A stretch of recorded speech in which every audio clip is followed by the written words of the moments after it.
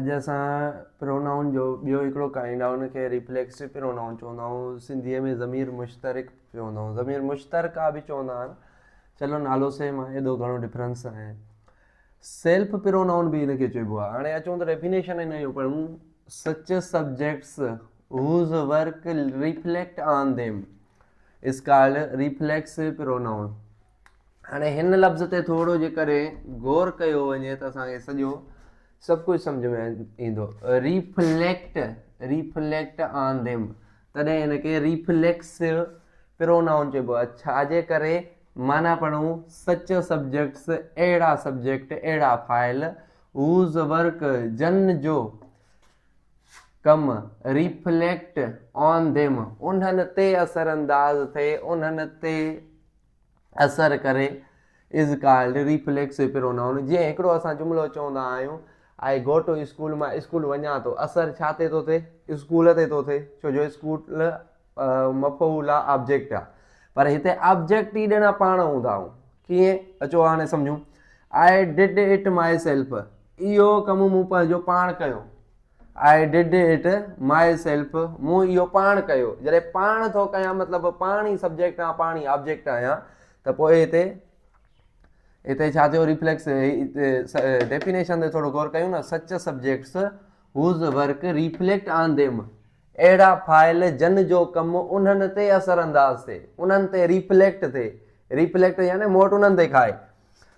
I did it my self, she cried her self, हूअ पाण रुनी। She मतिलबु का बि छोकिरी आहे, छोकिरी जे लाइ शी इस्तेमालु थींदो आहे ऐं छोकिरे जे लाइ ही इस्तेमालु थींदो आहे। शी क्राइड हर सेल्फ, हूअ पाण रुनी। They played themselves. हाणे कुझु कंडीशन में, जीअं हाणे हिते थोरो अव्हांखे सम्झायूं। माए जो माए सेल्फ थींदो आहे, आए जो माए सेल्फ, ऐं उन खां पोइ ही जो हिम सेल्फ, शी जो हर सेल्फ, इट जो इट सेल्फ। हाणे ही हिन कुझु जेके प्लूरल फॉर्म में बि थींदा आहिनि, जीअं अवर जो अवर सेल्स, दे जो देम सेल्स, ऐं यू जेको आहे इहो ॿिन्हिनि में थींदो आहे। ही वाहिद यू आहे जेको सिंगुलर में बि थींदो आहे त प्लूरल फॉर्म में बि थींदो आहे। कीअं? यूअर जो यूअर सेल्फ बि आहे, यूअर सेल्स बि आहे। तॾहिं जॾहिं घणनि जी ॻाल्हि थी थिए, प्लूरल फॉर्म में था कयो त हेॾे बि प्लूरल रखिणो आहे। जेकॾहिं सिंगुलर फॉर्म में सिर्फ़ु अकेले तव्हांजी ॻाल्हि थी थिए त पोइ इहो थींदो यूअर सेल्फ, छो जो तव्हां अकेला था कमु कयो। जॾहिं तव्हां सां गॾु ॿिया टीम में आहिनि, ॿिया आहिनि, तव्हां सभिनि जे लाइ सिर्फ़ु यू था इस्तेमालु कयो, यानी असां सभु था कयूं, त पोइ यूअर सेल्स। हाणे पढ़णु मुंड खां वरी थोरो शुरूआति कयूं, हाईलाइट कयूं। दे प्लेड देम सेल्स, उहे पाण खेॾिया। दे प्लेड देम सेल्स, उहे पाण खेॾिया। हाणे हिते ख़ासि जेका कॉमन ॻाल्हि अचे थी त हिते सेल्फ या सेल्स जेको अचे थो, यानी जेको बि कमु थिए थो उन जो डायरेक्ट जेको असरु आहे उहो सब्जेक्ट ते थो वञे। सब्जेक्ट ते जेको आहे, जेको डूअर ऑफ एक्शन आहे।